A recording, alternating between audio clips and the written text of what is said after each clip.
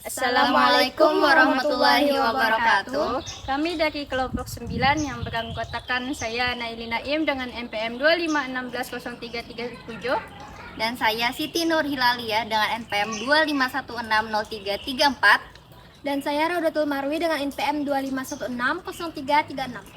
Kami sedang melakukan tugas middle test mata kuliah ilmu pendidikan dari dosen pengampu Bapak Mihrab Afnanda MPD di SDN Cindai Alus 2. Perkenalkan, nama kakak Raudatul Marwi. Mohon maaf kakak mengganggu waktunya sebentar. Bisa adik perkenalkan diri dan dari kelas berapa? Perkenalkan, nama saya Mariatul Alifa, sering dipanggil Alifa, dari kelas 6B. Alasan apa sih jadi Alifa milih ekskul pramuka? Karena seru, dapat bertemu teman-teman, belajar, sekaligus bermain bersama, dan mendapatkan hal-hal baru yang belum pernah saya dapatkan. Kegiatan apa yang paling berkesan menurut Alifa selama Alifa ikut ekskul pramuka? Mengikuti baris berbaris atau PBB.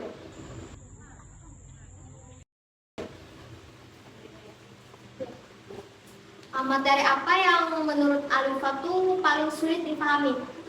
Sandimorfe. Kenapa? Sandimorfe. Kenapa? Karena perlu jangka waktu yang lama untuk memahaminya. Tidak langsung paham gitu. Terus sanksi apa sih yang didapatkan ketika telat datang ke tempat latihan?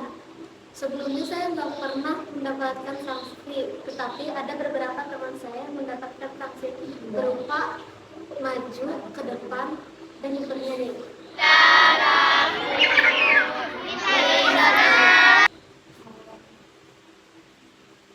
Oke, selanjutnya dilanjutkan oleh teman saya yang berikutnya. Baik, kita ke siswa selanjutnya dengan siapa deh? Perkenalkan, saya Marlena Azhara. Saya berasal dari kelas 6B. Baik, ini kakak kami menanyakan seputar pramuka ya. Pertanyaan pertama, gimana sih pengalaman pramukanya? Sangat seru, Kenapa jadi sangat seru? karena mengikuti kegiatan pramuka membuat saya tahu bahwa kegiatan pramuka tidak semenyeramkan yang saya pikirkan.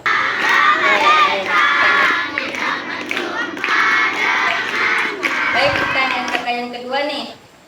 Paling suka sama kegiatan apa di pramuka? Kegiatan yang paling saya sukai adalah kegiatan camping. Kenapa jadi suka sama kegiatan camping?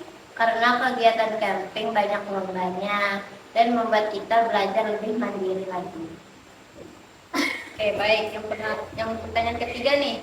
Pengalaman seru apa yang ada pernah terjadi di pramuka? Pengalaman yang paling seru adalah ketika mengikuti beberapa lomba. Kayak lomba apa aja tuh? Misalnya seperti lomba estafet bola gembira dan lomba yel-yel.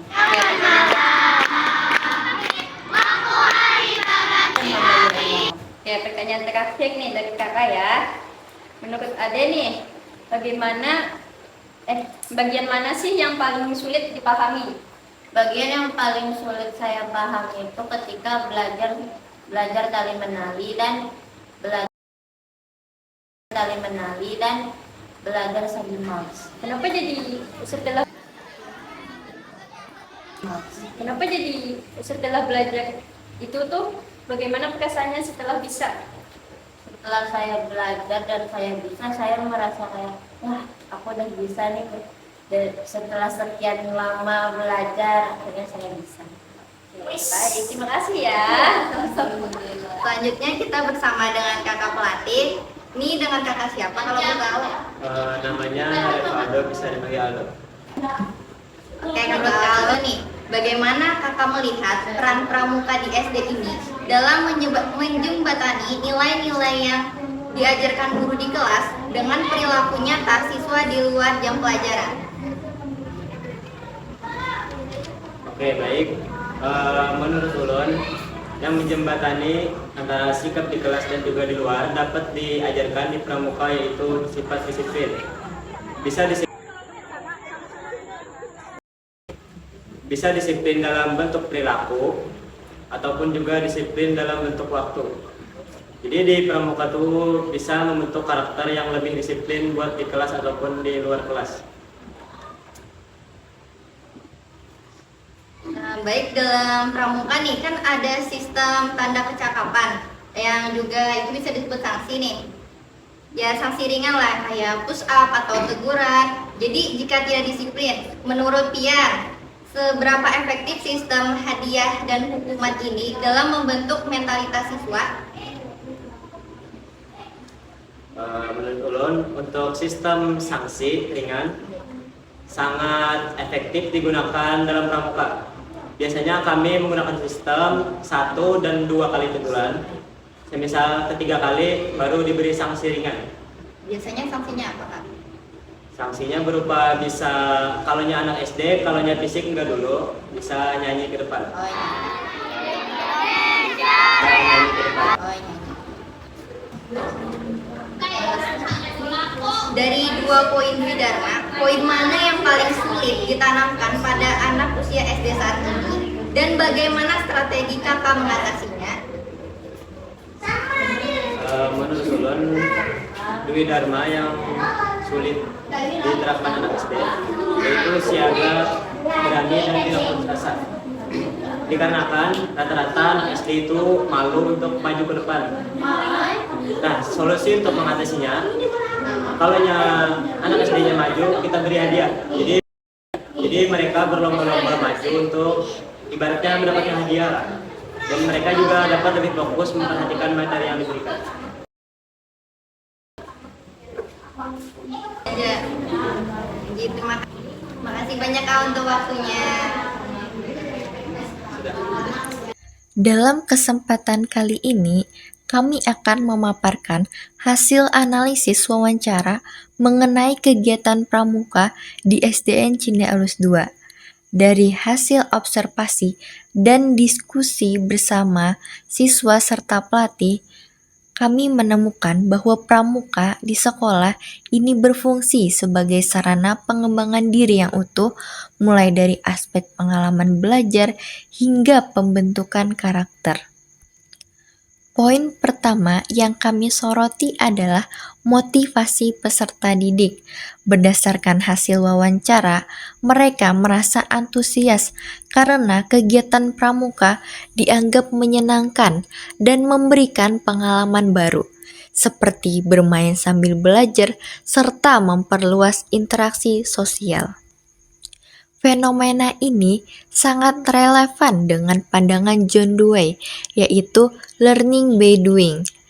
Dewey menekankan bahwa belajar adalah proses aktif melalui pengalaman langsung. Kegiatan konkret seperti berkemah, perlombaan, dan baris berbaris menjadi wadah bagi siswa di SDN Cindealus II untuk mempraktikkan teori secara nyata di lapangan.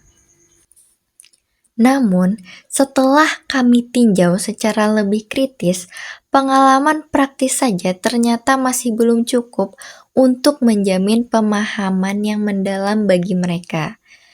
Temuan kami di lapangan menunjukkan bahwa siswa masih mengalami kesulitan dalam menguasai materi seperti sandi Morse dan tali temali. Hal ini menunjukkan bahwa teori learning by doing milik Dewey masih perlu dikolaborasikan dengan pendekatan yang memperhatikan kesiapan perkembangan anak. Hal ini mengindikasikan bahwa teori learning by doing milik Dewey perlu dikolaborasikan dengan pendekatan yang memperhatikan kesiapan perkembangan untuk usia mereka. Artinya, pengalaman belajar tersebut harus didampingi dengan metode instruksional yang tepat agar materi yang bersifat teknis dapat diserap dengan baik oleh siswa usia dasar.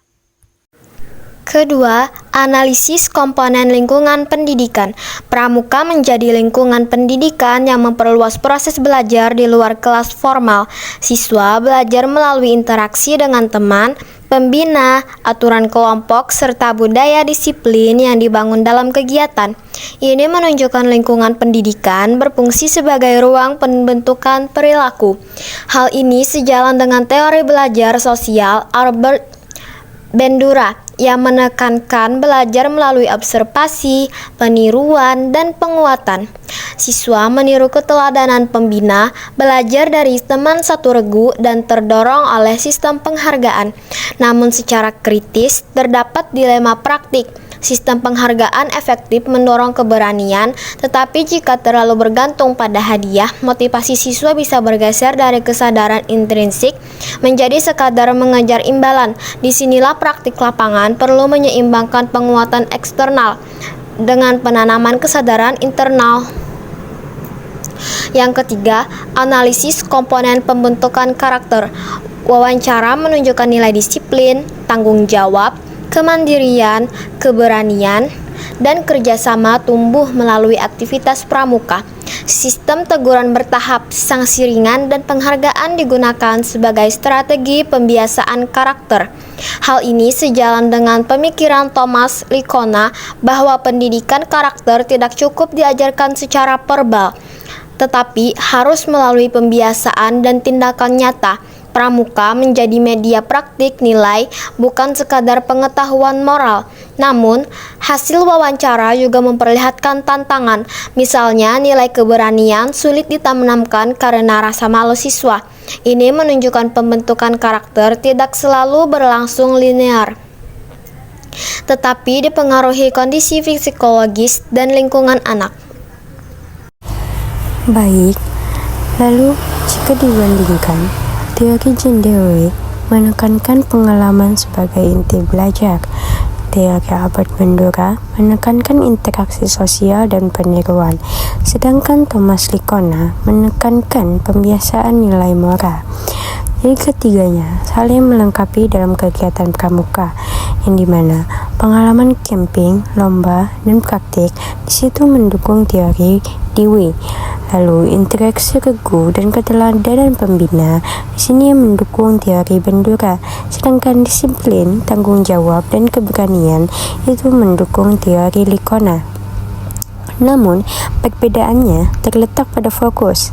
Jika Dewey menekankan proses belajar, Bandura pada mekanisme sosial belajar, sedangkan Licona pada tujuan moral pendidikan. Dalam praktik pramuka, ketiganya itu justru saling terintegrasi. Jadi, wawancara di sini menunjukkan pendekatan non-kekerasan berupa teguran ringan dan sanksi edukatif lebih sesuai untuk siswa SD dibandingkan hukuman fisik. Hal itu sangat relevan dengan prinsip pendidikan yang memanusiakan peserta didik. Namun, ada kontradiksi praktik.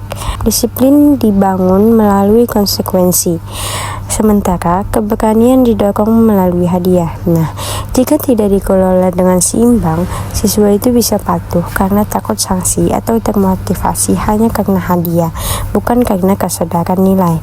Nah, karena itu pembina di sini perlu mengembangkan strategi yang tidak hanya membentuk kepatuhan, tapi juga internalisasi karakter. Jadi, kesimpulannya, kegiatan pramuka di SDN Cindai Alus 2 telah berhasil menjadi instrumen pendidikan karakter yang efektif melalui aktivitas di luar ruangan. Tapi, optimalisasinya untuk peran pelatih dalam menyesuaikan materi dengan tahap perkembangan kognitif siswa tetap menjadi kunci utama keberhasilan pembelajaran. Demikian analisis ini kami sampaikan untuk memenuhi tugas UTS mata kuliah Ilmu Pendidikan. Kami ucapkan terima kasih. Assalamualaikum warahmatullahi wabarakatuh.